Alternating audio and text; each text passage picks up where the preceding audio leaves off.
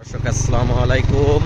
দেখতে পাচ্ছেন আমাদের গ্রামের কিছু কিছু দৃশ্য ধারণ করছি।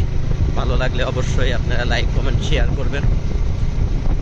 দেখেন একটি সুন্দর পরিবেশ, কি সুন্দর জায়গা।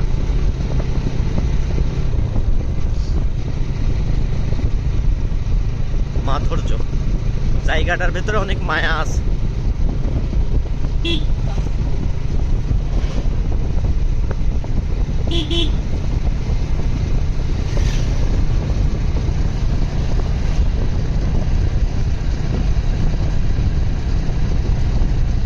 কি বলো দোস্ত, জায়গাটার ভেতরে অনেক সুন্দর একটা মায়া আছে।